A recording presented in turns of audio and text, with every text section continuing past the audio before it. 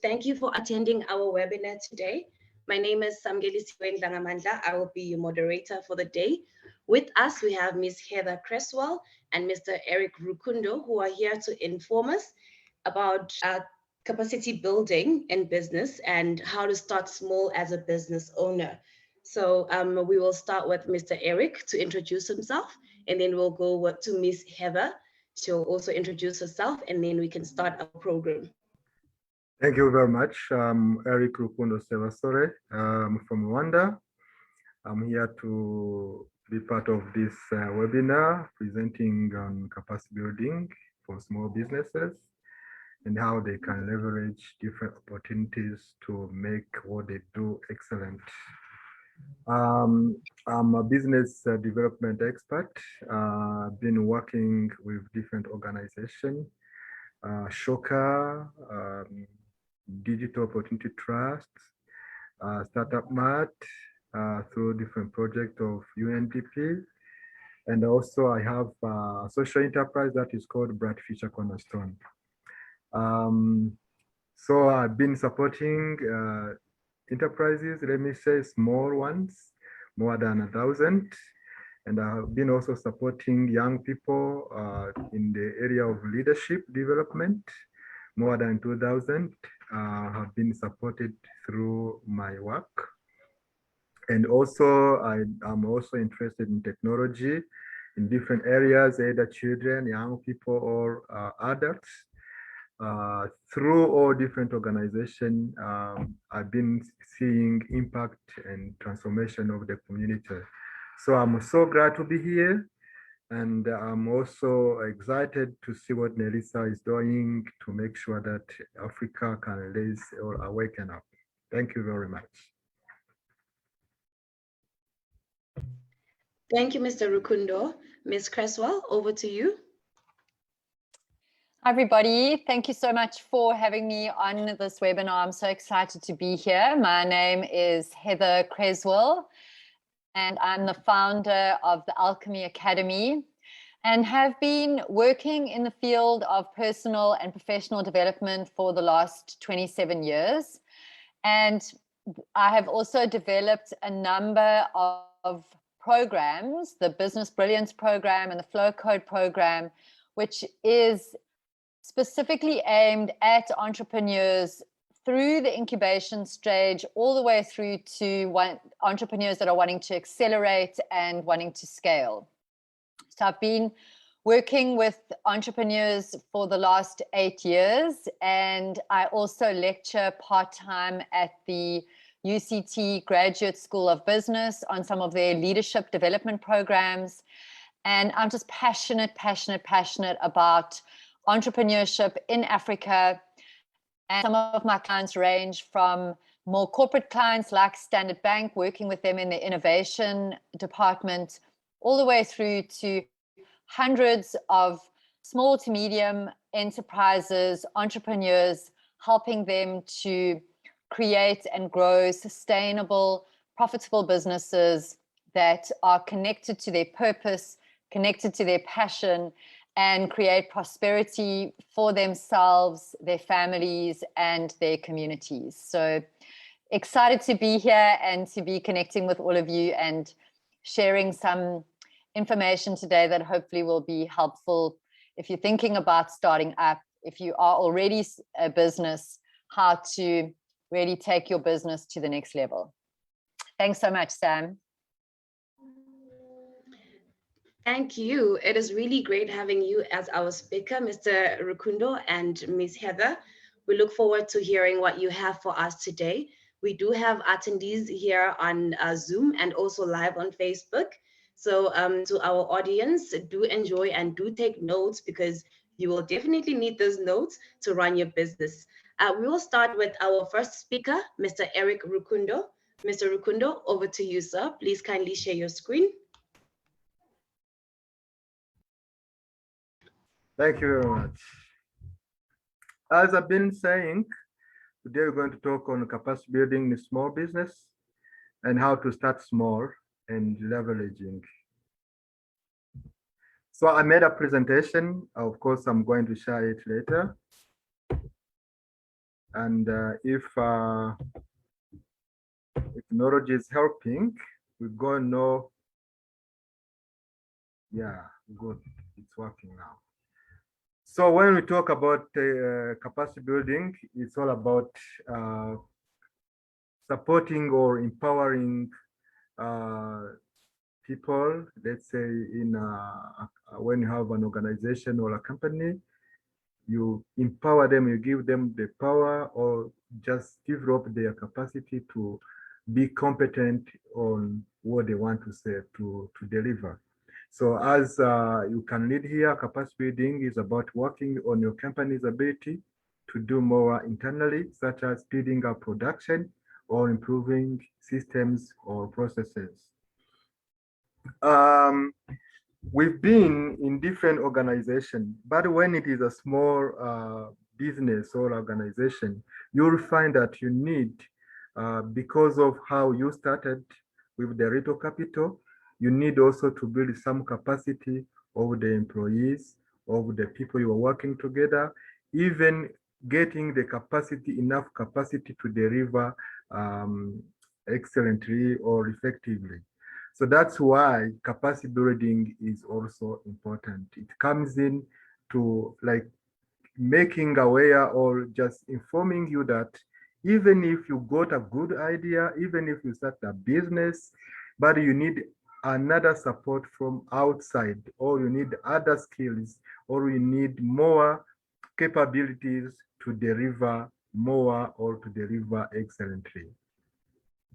So you can ask yourself, why do you need to do that? Because you need to operate in a sustainable way, or you need also to develop new resources to perform business activities, or you need to put available resources to the most effective use, and to maximize the strengths or the potential of uh, your employees, your people in the company, even to best exploit different resources in the company.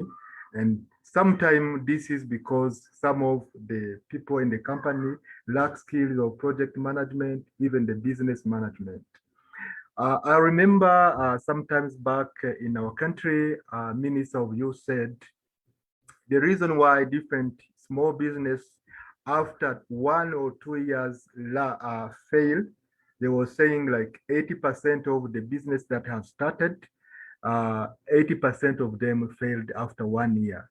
So he was like saying, what really caused all of this? It's because of lack of business skills or management skills.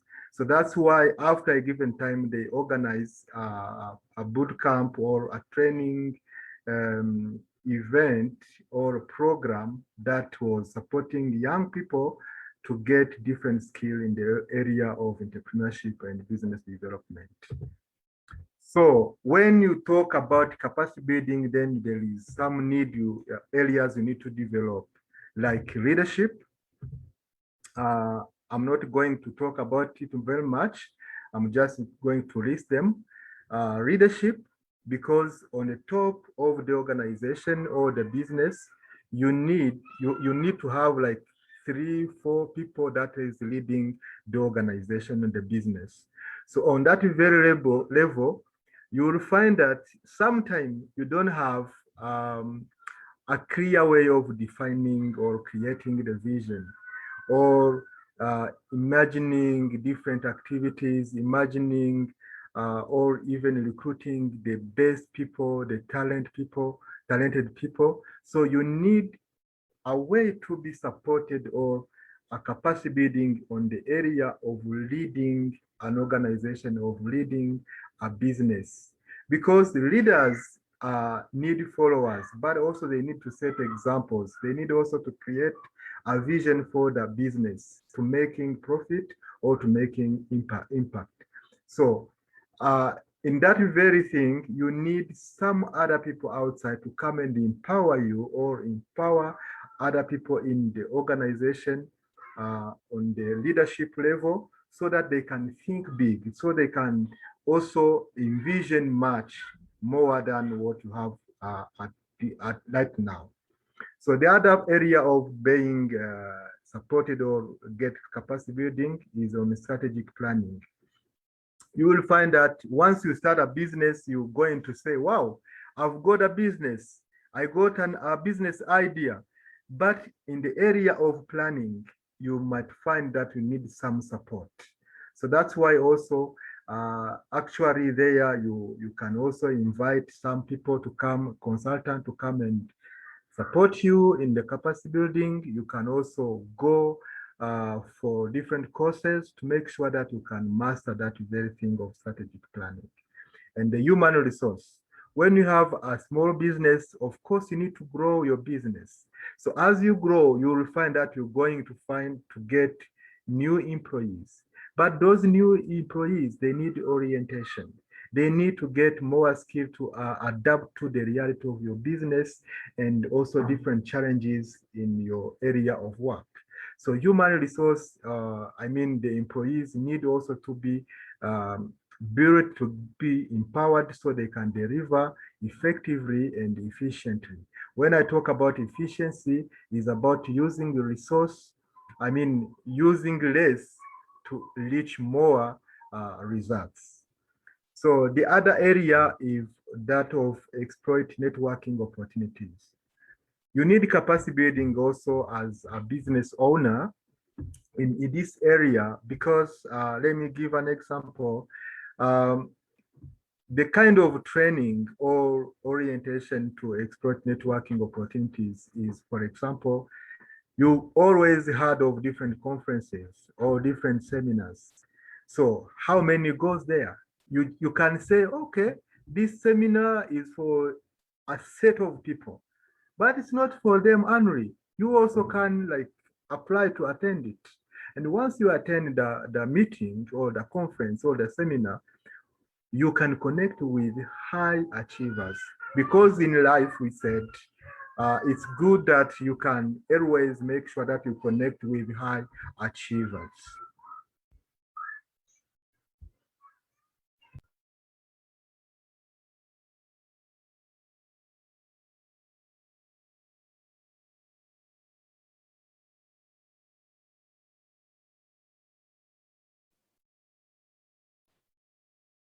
Mr. Rukundo, we can't hear you again. I'm sorry to interrupt you.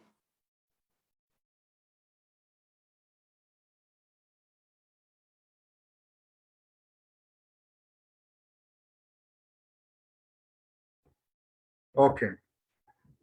So as I was saying, yeah, thank you.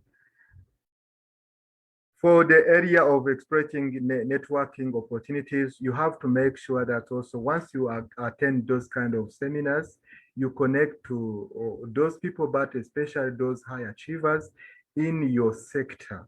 So again, there is a strategy. Of course, they're going to give you business card, but also you need also to create your own business cards and distribute it to the relevant people. And then after, the other very important thing is to make sure that you make follow-up. Once you collect all these business cards, you make sure that you're going to put in a database all different emails, and then you send a message to all of them telling them you connected to them in the other meetings, and you tell them what is important, why you are interested in them, and you talk about your business, and you talk about different products and services that you can offer.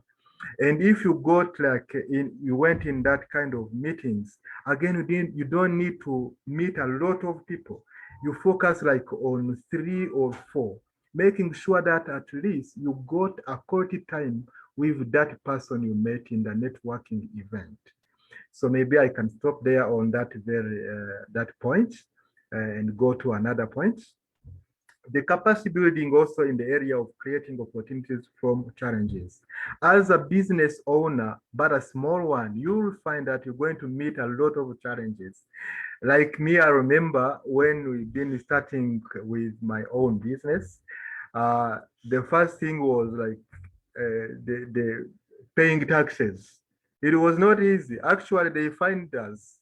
So meeting challenges, it's not a big problem, But as a business owner, you need to have a growing mindset and say, wow, if this is a challenge, let me create it let me create from that challenge an opportunity. Now, if I give an example, once I found that I met that kind of challenge in taxes, I said, wow, I'm going to create now a service in my business so I can be supporting young people or any other business that want to get to be okay with taxes. Now they'll be paying me. So once you meet a challenge, you need also to make sure that you can create a solution and that solution can be solved and you get money. So now, if you are here, now this is a plus for you. But before that, you didn't have it. So now there is a lot of ways that someone can come and help you to know how you can create opportunities from challenges. The other very operation or very important part is owning a book of account or having this balance sheet or having this financial literacy. Most of a business owner or these small business owners, uh, they have ideas, they have all those fast products, but they might say we've been successful because some people are buying. But when you go and analyze how you're working, you will find that you also need to get some financial literacy. Because at the end of the story, what you need is to maximize your profit. So, and maximizing your profit, you need to minimize your costs. So, and again, if you don't have those books, if you can't count very well, when the Rwanda revenue, or I don't know in Kenya or in any other country, but those who are in charge of collecting taxes, when they come and they do audits, you're going to have a lot of problems. So you need to have those books. You need also to count how you're making money. You need also to understand how you can make more income. And even if you got an income, you need also to be aware of the charges you are making so that you can make the profit or get a margin. So lastly, I've been discussing with someone saying we've been discussing about having this break even. And she was telling me, for me, when I'm calculating the break even, I don't take a lot of years. I make sure it's in 1 year. You see? But in that very 1 year, it depends on what you are selling. If you are selling crops, that can work. Because if you can't make a profit in that very 1 year, that means a loss. But if you have like a factory, you can't make a break even in just 1 year. You have to fight to get like 5, 10 years, and then calculate the time you're going to start to make a profit. So you need to know all these kind of theories and terms and making sure that you're putting it in practice, because sometimes we've learned this at school or we've learned this in trainings, but in the real life we didn't really made it practical. So that's why on this point of owning books of accounts or having financial literacy is very important. So I encourage each and every small business owner to go and find ways he can be using or doing financial literacy. Another thing that is very important is dealing with taxes. Even if you go and pay taxes, but you need also, as a managing director, you need to have someone who can come and explain to you about taxes. Yes, you can have an accountant, but you too have to understand it, because those accountant might find another one another opportunity. So you will need to find another new accountant, and once he comes, he might have not enough skills. You need to orient him. So as a business owner, you need to have also this training, or you need to get capacity building in the area of dealing with taxes. So the other part is also writing or preparing proposal for funding. Yes, I know that I'm talking to business people, but uh, as business person and as business people, we know how we can play with words and make profit. If, for example, you call your company a social enterprise, you know that you can earn some grants, and you know also you can also sell your products. So you can write some proposals, huh? And also you can write bids. So all these things, you need also capacity building in this area. I remember I've done some market. I had to do some work in the area of agriculture, but we took like 3 nights writing a proposal. Huh? For the first time, we didn't made it, but for the second one, we made it. Actually, we made it twice. So we got a lot of cash. I mean, according to what we are doing, not comparatively to the big fishes, but we made it at least. So what I mean here is that even if you are a small business, if I can take example of Rwandese situation, you will find that you have started a business. What you think is just thinking of selling different products, but you can also go for a tender and apply for it and make money through it. But it's not an accident. You need to get some training on that, on how to write a proposal, on how to bid, on how to making contacts. All these are very important. And then you also need to get some training or capacity building in the area of marketing for your products. I've been training young people or business owners to how to do the marketing. But for this time, you know that technology is now the useful tool to do marketing. But again, we need to be able to use very well these social media. I mean, Facebook. If you opt for marketing, you need to know how to create a page for your company, not your own.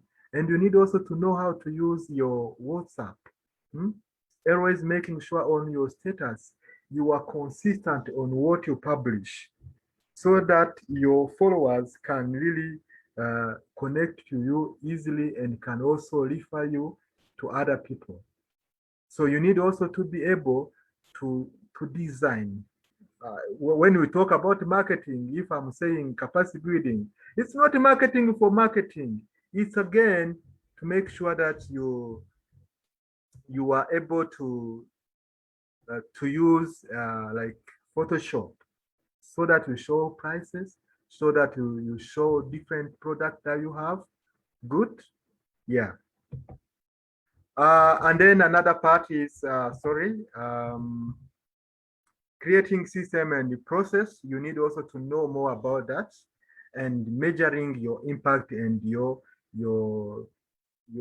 work, because your result actually as a business person, what you need is mostly to making profit, maximizing your profit. So let me jump again. I think this all have been explained. Let me jump to leveraging different opportunities as a business owner. Yes. Yes. Leveraging is the idea of using a tool or a strategy to gain more momentum, success, or a big result. Leveraging can also mean giving yourself more time by outsourcing work to someone else, so you can focus on other priorities in the meantime. So there is areas where you need to, when you are starting, you will find that, for example, you don't have an office. You can also be lacking some machines. You can also be lacking some money. You can lacking also some human resource. So what can you do? Let me, for example, talk about money. So yes, you can have your capital to start. But again, if you need more money to buy like some more materials in your office, or to inject in your business as a capital, so it's simply what you need simply to do is to connect to banks and get for a loan. Let me give an example for something that you can also try. There is some grant that are allowed, especially here in Africa. Each and every year, Tony Mero is giving 5,000 USD for a grant. What you just need is simply to apply for it. It starts in January and it ends in March 31st. So can't you rewrite a proposal for Tony Mero and they give you those 5,000 USD? I know here in Rwanda, more than 200 people got that support.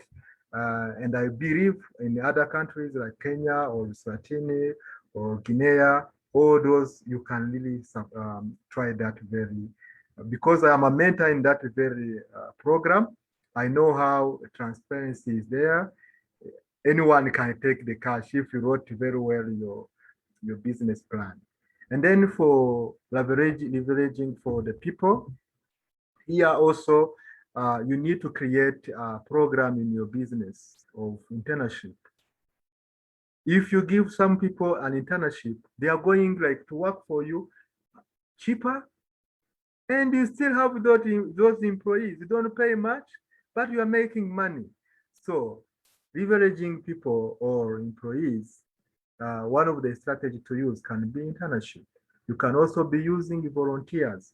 And this really build the profile of your company, because they will say, hey, this company has, let's say, 40 people that are working there. In your profile, this is very important, because once you are applying for any opportunity, they are going to select you ahead of others. So you can also use technology. You can outsource by crowdsourcing. You can also have with technology, not only information technology, but again, you can also collaborate to win. I know here, if I can give an example to get efficient and productivity, there is a trick that people use, especially these small business owners. If you joint venture with a renowned organization or a renowned business, there you enter the market easily, because you can't apply for any bid just if you are new. You need to joint venture. Maybe that's a trick I'm giving you. Please make sure that you exploit it. In brief, that's what I want to tell you. If you want to start small, for those who didn't start, just what you need is an idea and have the courage to go and make money. If you have in your head maximizing your profit and minimize your costs, you're going to make it. Thank you very much.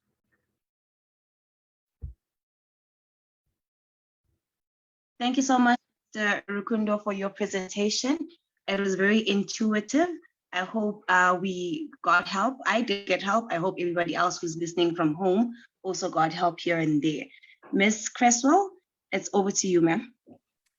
Thank you so much, Sam. And thank you so much, Mr. Rukundo. That was really amazing and so fantastic to dive into that step-by-step and all of the detail in terms of what we need to capacity build. So fantastic. Just going to hop over into my presentation over here.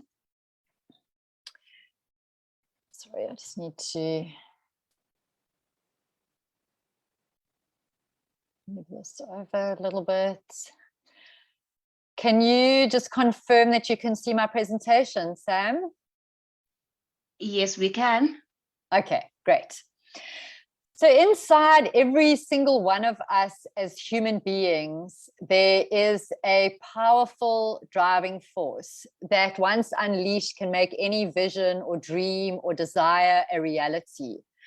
And so I'm going to be taking a little bit of a step back here in terms of how do we start a business? What are the things that we need to consider? And then look at the different areas which overlap substantially with Mr. Rukundo's presentation. So I'm not going to repeat everything that he said, but rather look at it from a higher level, because when we start to take that first step towards our vision and towards our dreams, that is when we start to make progress. And that's really where I get so excited, because that's what brings purpose to our lives. That's what brings meaning to our lives, even if it is the smallest step.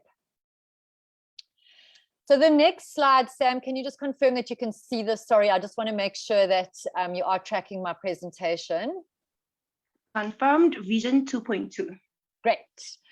So we're going to be talking a little bit about these different areas when you are wanting to start your business. The very first thing that I like to speak about is that you need to have a powerful vision. And this dartboard just shows, you know, if you don't know where you're going, if you don't know where you're throwing that dart and what you're aiming for, it's very easy to get lost along the way. And speaking into that is your identity. It's a knowing of who you are as a person, knowing that you have the resilience within you to go and to make this business happen, to know that you are identifying with yourself as a business owner, as an entrepreneur, and that you are ready to go on this journey. And then understanding from a values perspective, what is it that you care about? Because when we can connect our business and what it is that we're doing to what it is that we care about, then when we're faced with those challenges, and, you know, as Mr. Rukundo said, we all have challenges when we are entrepreneurs and when we're starting a business. But when we know what we care about and our business is in alignment with what we care about, that gives us the passion, which is that next step, and the energy to keep on going in the face of obstacles. And when we are able to do that, when we know what we care about and we are able to be passionate every day, and we bring energy to our business every day, then we turn those obstacles into the stepping stones of our success. So this is understanding your mindset and understanding that you need to be resilient as an entrepreneur. You need to know that you are going to be dealing with a lot of uncertainty around you. But if you can develop a certainty within yourself that you can handle uncertainty, that you can handle challenges, you might not always know the answer. You might need to call on other people to help you, to mentor you. And I'm going to speak a little bit about that a bit later. But that within you is this driving force, and within you is the capacity and the capability to reach for that dream and to make it a reality.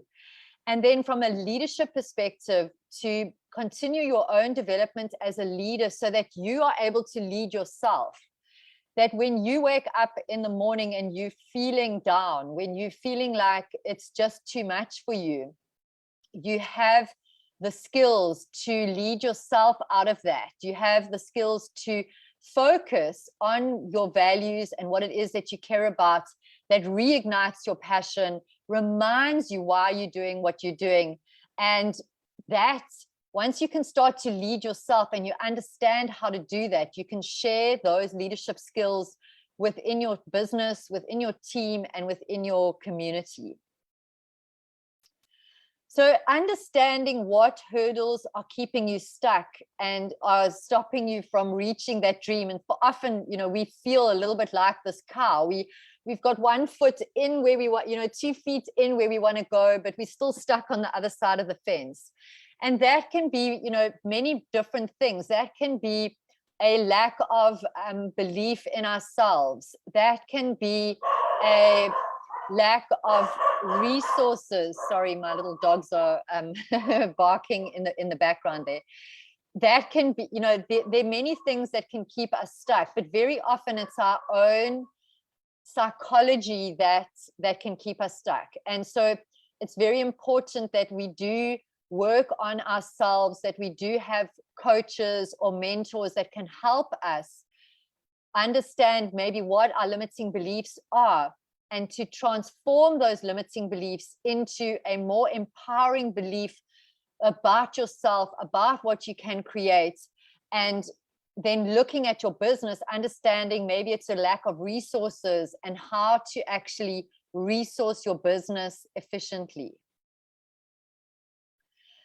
And now I'm going to tell you a little bit of a story, because very often as entrepreneurs, we ask ourselves the right questions, but we don't necessarily ask them in the right order. So many, many years ago, thousands of years ago, there was a very powerful emperor, Chinese emperor, who really wanted to understand the way that life works, the way that creation works, and how that can help us when we are wanting to create something. That if we understand the way the cycles of creation and the cycles of nature, that we can actually use those cycles whenever it is that we're wanting to create something.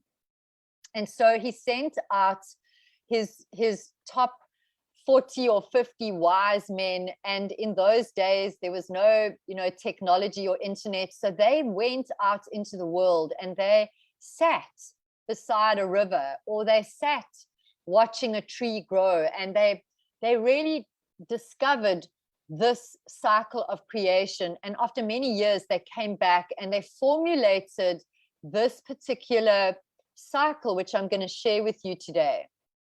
And so out of their observations, what they saw is that everything comes out of water. So when we are born, when we are in the womb, we are floating in water. We are made up of 70% of water as people, and we come out of water. So water is the first element.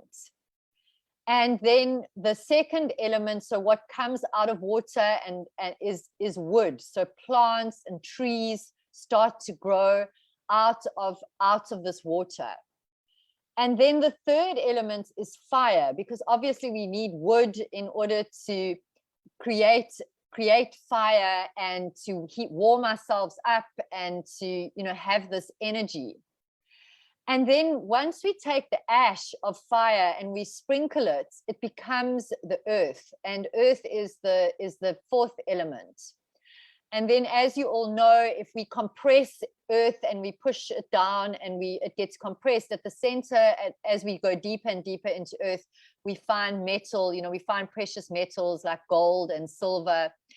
And so they observed this, and then they took it a level deeper, and they decided that there were certain questions that formed part of the cycle of creation. And these questions, when asked in the right order, actually create or help us to flow with this cycle. So I'm just going to unpack these questions from a business perspective. So if you're thinking about creating a business, we need to ask these questions in the right order.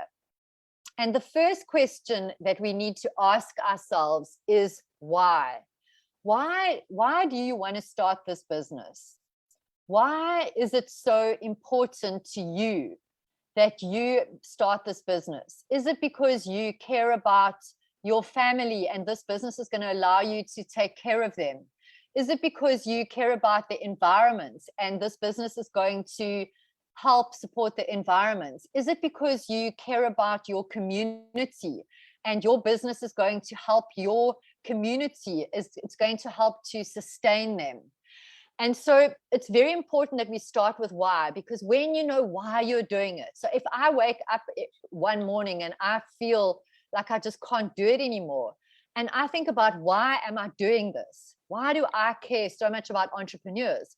And that's because I lost 2 businesses myself. I had to close down 2 businesses.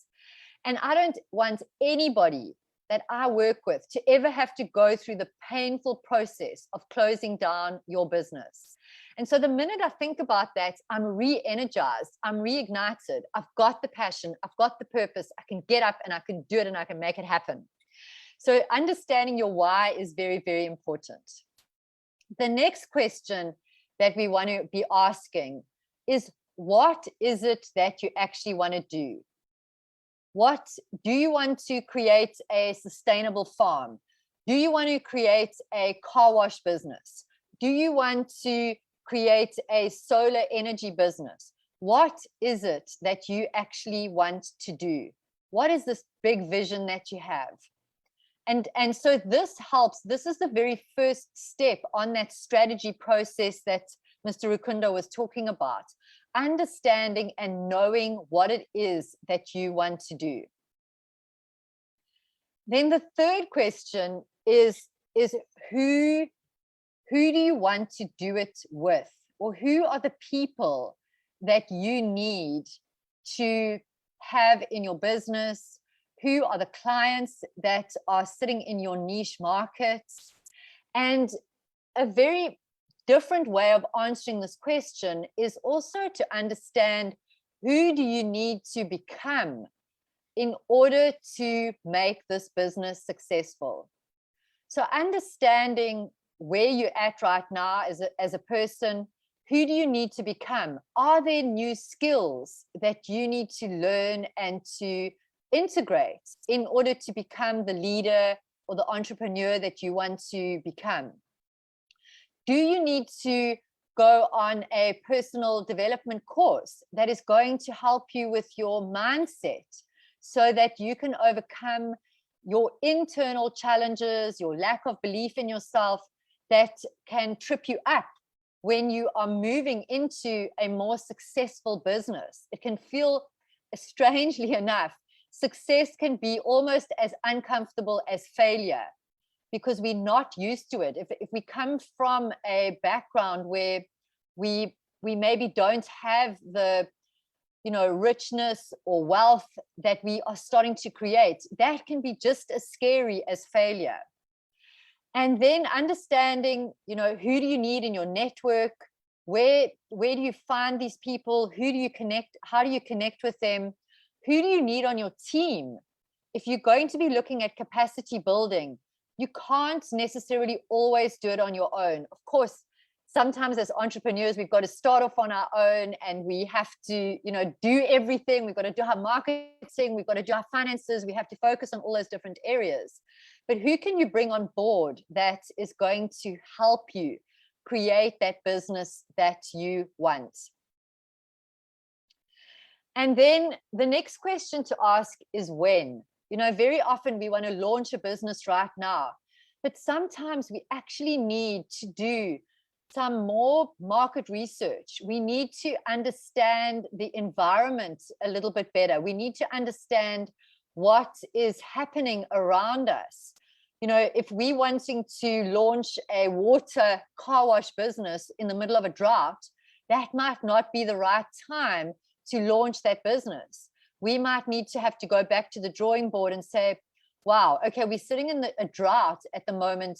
Maybe what we need to be looking at is a waterless technology or a waterless car wash business.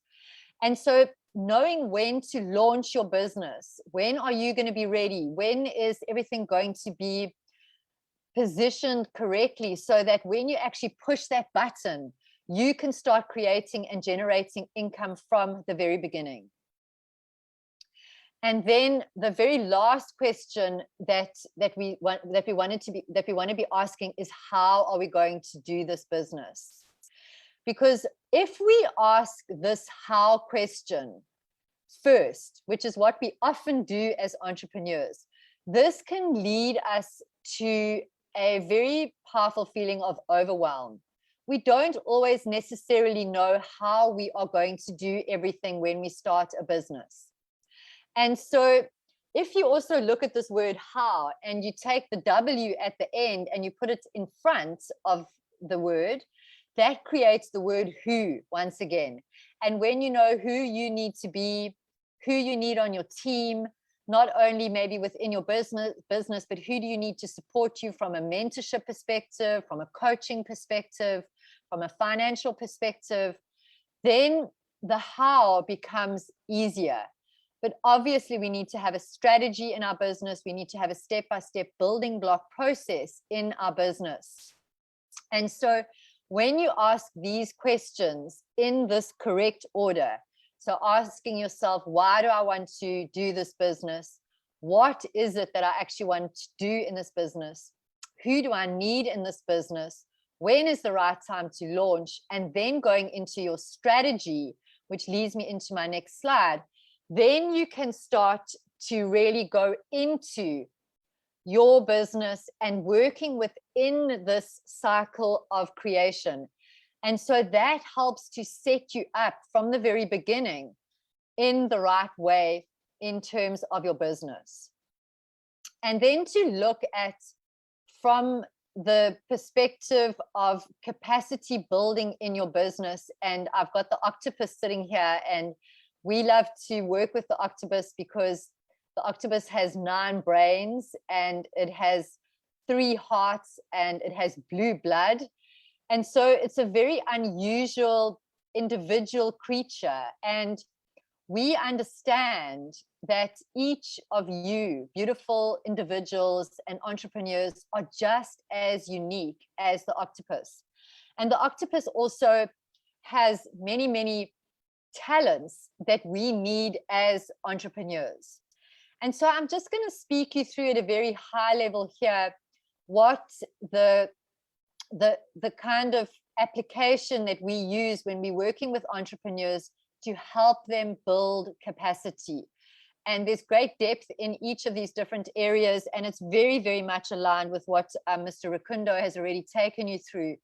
So the first step is to look at business strategy. So getting an overview of your business strategy, putting together a strategy plan, resource planning, looking at your priorities in terms of what is the very first elements that you need to execute in your business, and then looking at press play. So in terms of your strategy, what are the very first steps that you need to be focused on? Then the second module, the second area that we look at in terms of business capacity building and business development is conscious leadership. And what does that mean? That means, how do you become more conscious as a leader in terms of leading yourself, in terms of looking at the impact that you want to make? So what influence have you got? How do you create and build your own influence? How do you create meaning in terms of the work that you're doing so that it feels aligned with what you care about? What are some of the ways that you can position yourself as a leader? How do you position yourself as an expert in your field, no matter what business you're in? And then looking at acceleration of your business, cultivating those relationships that are going to help you to accelerate and to scale, and really building trust within your business. And then looking at the design of your products and services. So I'm not going to go through each step, but here we really look at what are your products and services, and building out those products and services so that you can clearly communicate to your clients and to your customers, what is it that you do, what do you offer, what are these products and services, and what is the journey that your client is going to go on when they sign up to work with you. Then we look at people and talent, building out your ring of steel support system. So making sure that you've got mentors, coaches, people that are supporting you, an advisory board, a dream team, looking at your numbers expert, and your wellness coaches. So just making sure that you've got the people and the talent that you need around you. And then we dive and look at smart marketing. So this is where we launch what we call the money train. And so this is broken down into 4 different elements. So building out your lead carriage. Where are your leads? Where are they? Who are they? We look at how do you build trust with them. So we can't these days just dive into making sales with people. We need to build trust. So we create trust strategies for your business. Then we move people from the trust carriage into the love carriage in the money train. And this is really, how do you make a difference? How do you support them? What are some of the ways that you can create a really authentic and meaningful relationship with your clients? And then we only look at doing the sales and the journey that you're going to take them on, and then upselling. We look at sales mastery, so looking at positioning, helping you to build a powerful sales deck and pitch deck, teaching how to understand, to ask the right questions of your client before you actually make that pitch, and then coming up with your one-page marketing and sales plan, and then your customer journey, designing your customer journey, and then building out systems, because the more that you can automate and the more that you can have systems in place, these become the tracks that your business can run on. And we're wanting your business not to be completely reliant on you as we build out your business. And then my favorite module is Mind Brilliance. And this is really where we look at you as an individual, your mindset, and mastering overwhelm, mastering your patterns, mastering your essence, yourself, your energy, creating balance in your life, mastering the words that you use so that you are creating what you want to create. And of course, very, very powerful and meaningful is mastering time. And feeding into this is we have culture intelligence, understanding the culture within that you're working within, the culture that you come from, bringing real commercial intelligence into your business. So making sure that you have an understanding of the commercials of it, creation intelligence, what is it that you're wanting to create, and then conscious intelligence. And this is really connecting to your meaning, your purpose, your why, and the impact that you want to make. And so diving into each of those different areas in terms of your business, that's just a very high level of going through it, is really going to help you to build capacity, asking the right questions in the right order, so that when your business launches, you have ticked all of those boxes and you really have everything in place, all those foundations in place that are going to set you up for success. So I hope that that has been helpful for you. I'm going to just pop in and have a look at the Q&A now and just see if there's any questions. And I see, Eric, there's actually some questions for you in the Q&A, and it looks like they've been answered. So all good. And if anybody has any questions, would love to hear what they are. Thank you so much. Over to you, Sam. Thank you, Heather. That was a beautiful presentation. We're going to continue with our Q&A. If you do have a question, please do raise your hand. Mr. Olivier, our technical guy, will actually help us with that. So yes, do ask your questions. This is the time. My question goes to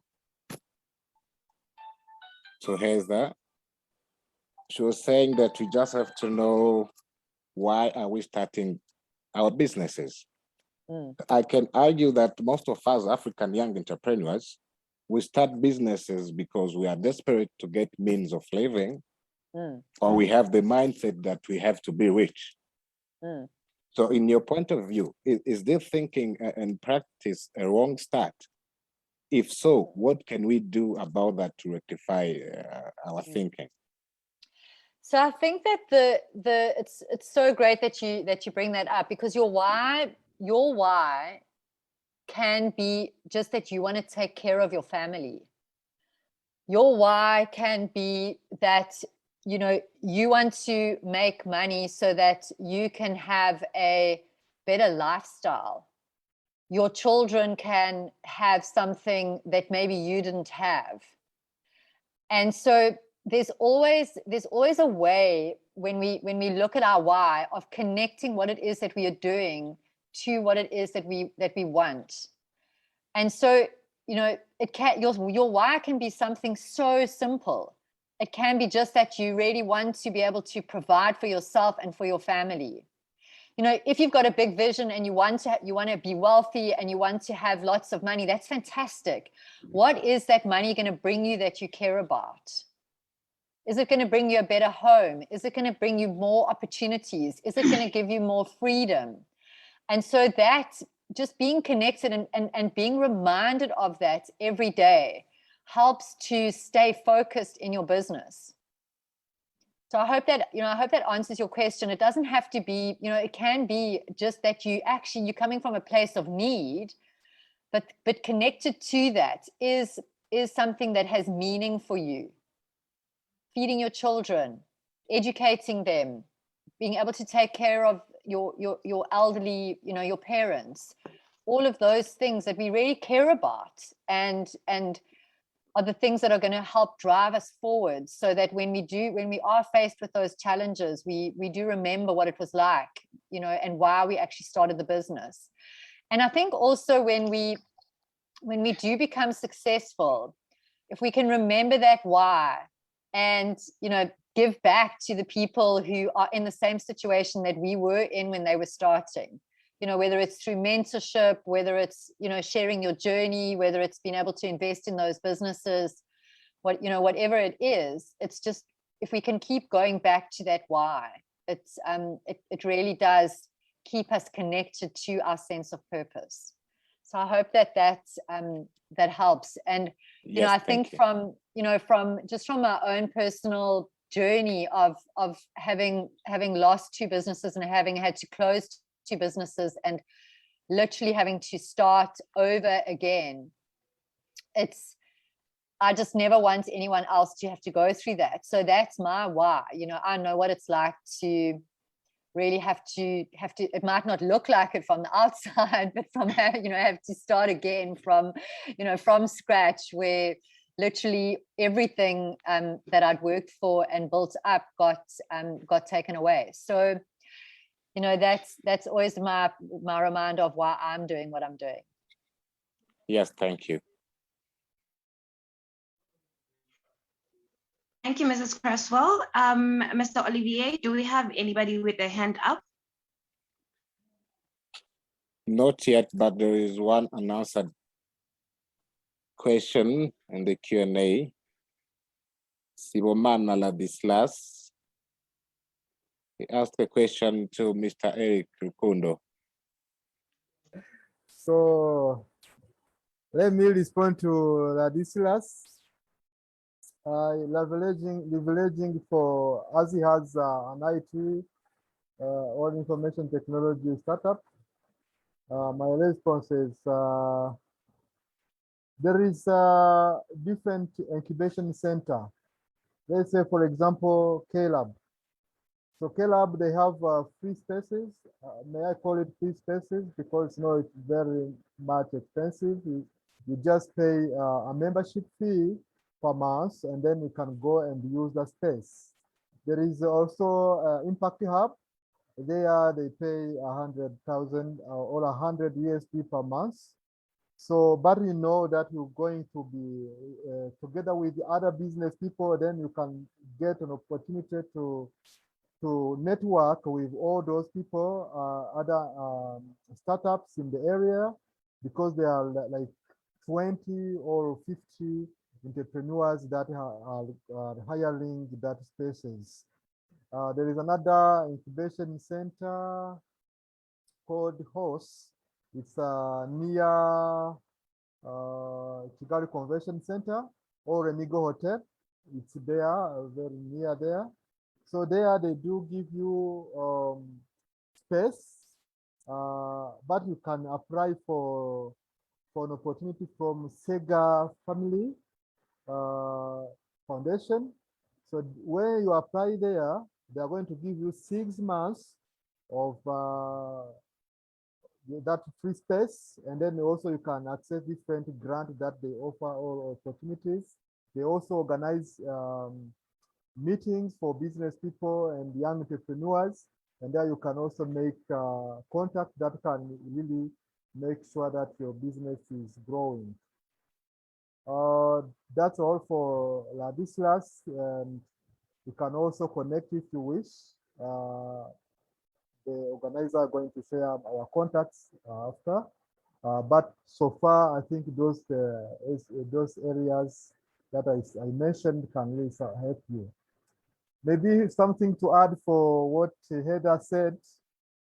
For Africans to start business, what she said is really true. What I can add is that again, you need also to find out that you are trying to solve either a problem for yourself, but again, a problem for the community.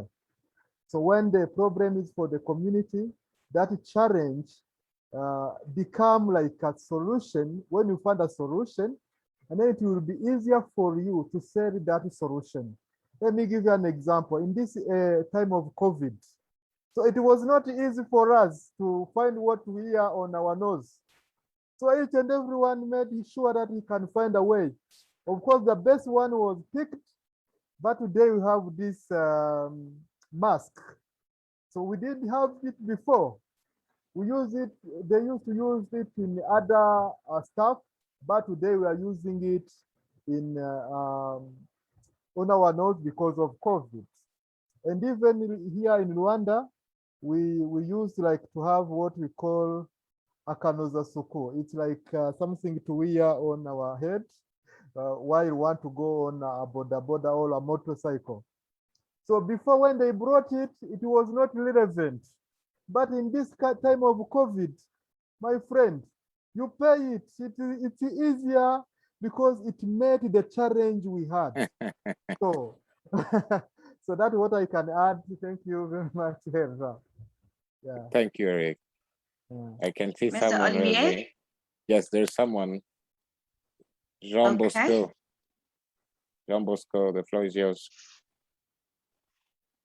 All right, thank you very much for this opportunity. So I hope you are listening. Yes, we can hear you. Okay. Yeah, I wanted to come back on what Eric has taught us at the very beginning, where he mentioned the reason why when a youth in Rwanda, any of us starts a business and 1 year is enough and we fall down. Now, the reason, maybe there are things he mentioned we don't count on, but also which are important. For example, if you start a business and you open a business via RDB, they don't mention that you're going to face the tax at the time your certificate is ready. So I wanted to ask, can we have the opportunity, if possible, to start a business and we are allowed not to pay those taxes? That's number one.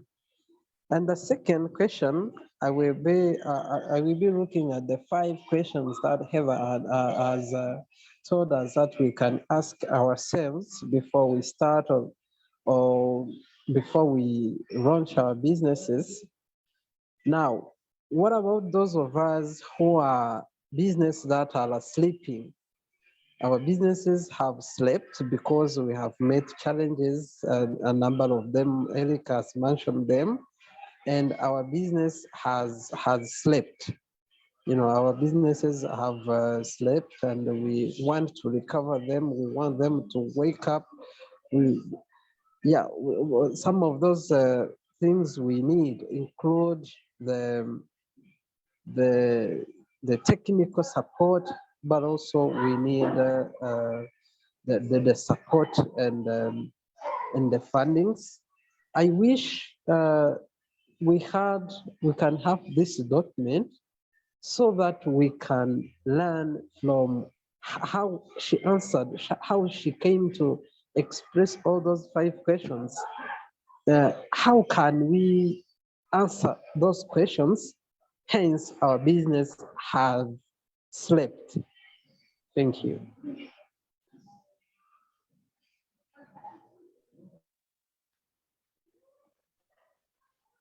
Thank you, Jean Mr. Bosco. Rukundo or Ms. Creswell? Okay.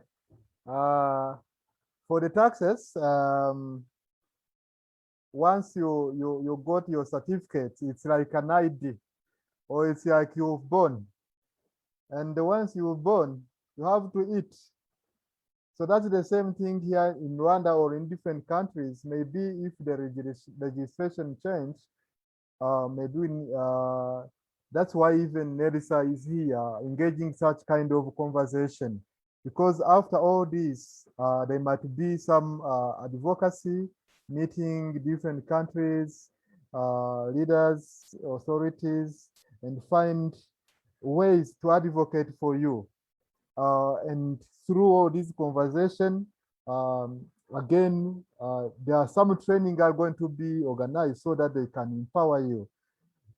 Now, trying to respond to your questions here in Rwanda, actually it won't change. Once you register your company, direct you have to know that you have to pay local taxes for like hygiene and others for being in that location. Just you have to pay for those taxes. It's called patents. And then again, if you make profit, you have to pay those tax on profit. And again, you have also to pay these VATs. So it depends. If your business is still small, if you didn't reach 20 millions, so there you can pay those VATs. But if you have reached that amount, you have to pay those VAT. So now the registration here in Rwanda is that way. What we have to do may be that I encourage for different organizations or companies that are empowering or training young people to start business. Actually, I found that they forget talk on taxes. So now we need to tell them, or we need to advocate for you, and making sure that all those organizations can talk about taxes, because it's a very, may I say, even wherever in Africa, we need to tell these people who start businesses to think about taxes.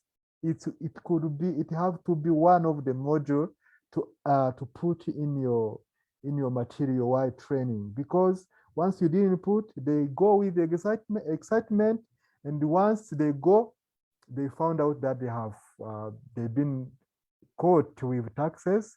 They can pay a lot of money after they disappear because of that. But I think the reason why the taxes are there, it's a way of helping each other, contributing. The richer can contribute to those who are not able. So it can also support this, help to finance these public services like health. If you can all understand what happened this COVID, if the government could have been there, actually all of us would have died. COVID was not really easy. It wasn't.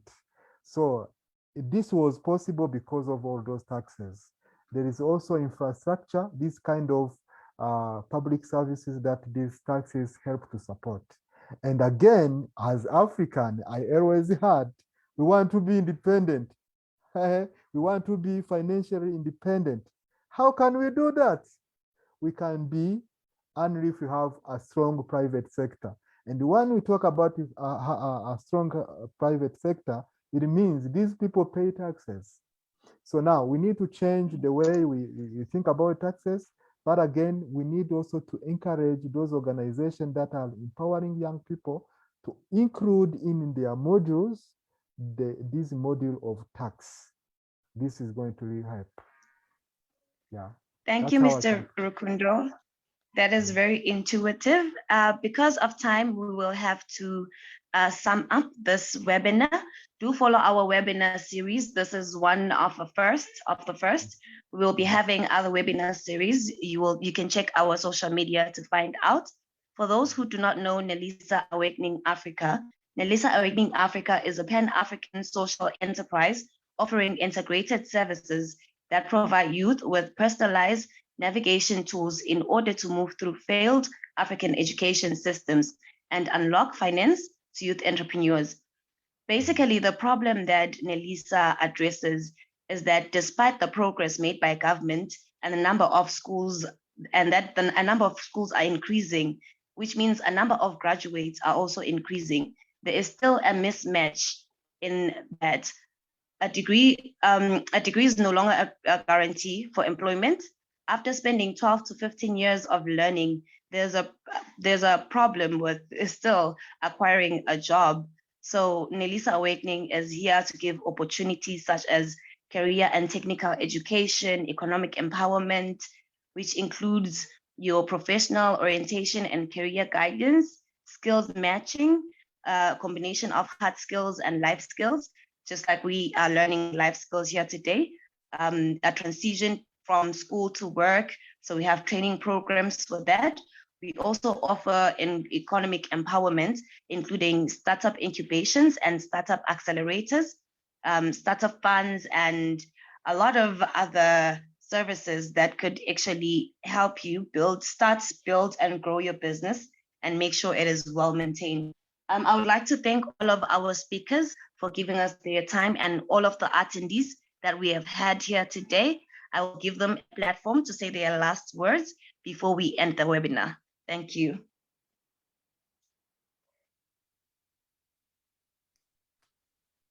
Yes.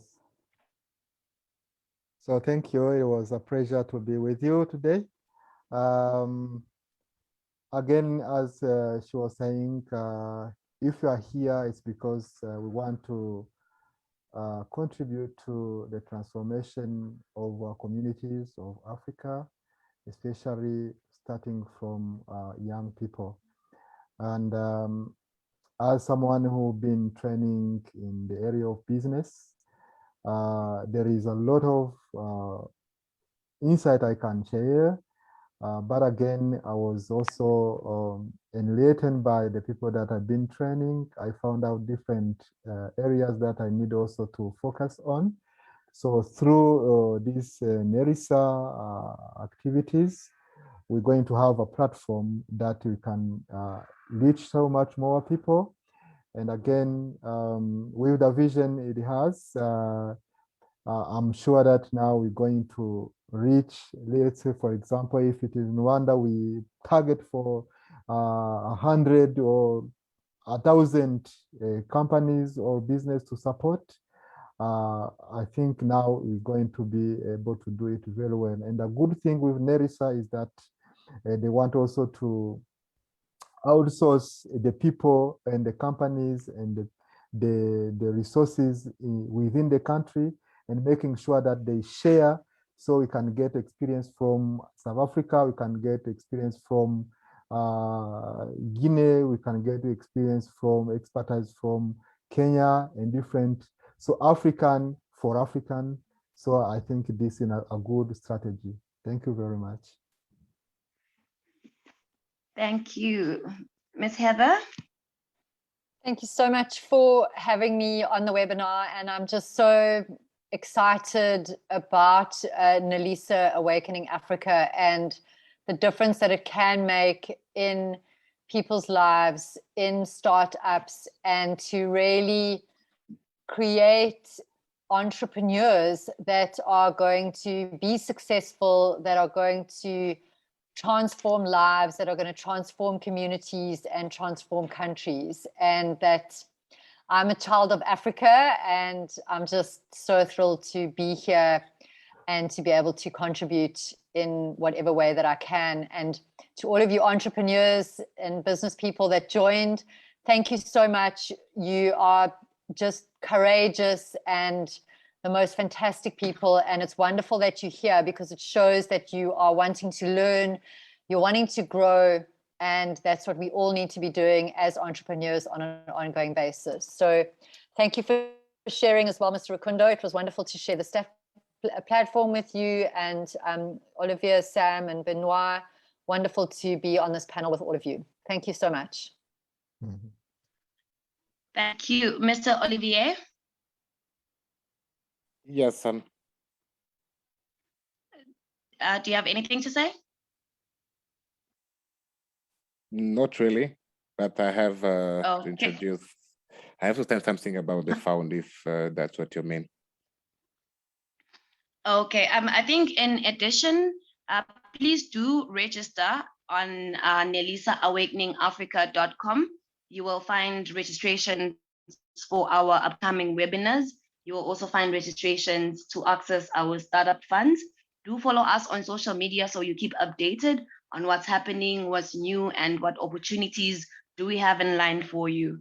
Thank you for attending the webinar. We look forward to seeing you in the next webinar. Do not forget to register if you still want material that was shared here today. Register online on NelisaAwakeningAfrica.com. Go to webinar and register there. Thank you. Hey, Sam. Thank you. Hello, Sam. Can you hear me? Yes. Yes. Yes, I do have something to share about the fund that we have shared with the attendees on our flyers. Yes. As you already know from Nelisa flyers and what Sam have introduced about Nelisa, and as one of its mission, Nelisa will avail fund for the best performers and best business ideas all along our project. So to get access to Nelisa Fund, we'll be going through different activities, starting from the webinar, as Sam said, that we are conducting today, which means that the first step is for you all to attend Nelisa webinar series. There are 3 planned so far, this one and another one next week on 15th April and 22nd April. You are all invited to attend. You can even tell your friends who have businesses to attend to get to be eligible for the fund. So after webinar series, we will be organizing an overall convention in the first 4 countries selected. That will take place respectively in June, July, August, and September, where Nelisa will be awarding the best businesses, which means between now and June, prior to the convention, different competition will take place for Nelisa to be able to vote 100 businesses and best ideas. And the competition will be closed by the said Nelisa convention. So you are all invited to participate in these exercises. And then following the convention, the 100 selected businesses in each country and the best ideas will go through intensive entrepreneurship training, mentorship, coaching, and business incubation to make sure that the fund will be used effectively to grow your businesses. The exercise of training and incubation will last between 6 and 8 months. So after the 6 months of training, the entrepreneurs will receive a fund to put in practice what have been learned in order to grow their businesses. And you will be part of the business incubation of Nelisa.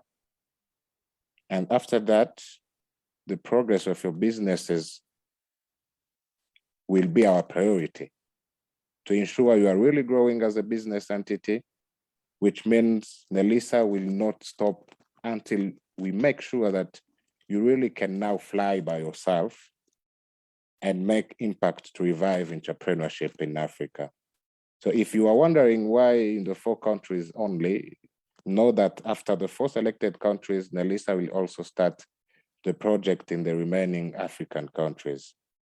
I can only end by asking you all to remain focused in our mission to make Africa great.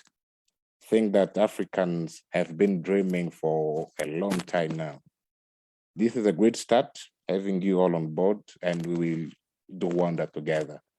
That's what I hope, and I'm sure together we can do wonder. So may God hear our voices, wishing you all success in this journey. Thank you, Sam. Thank you all.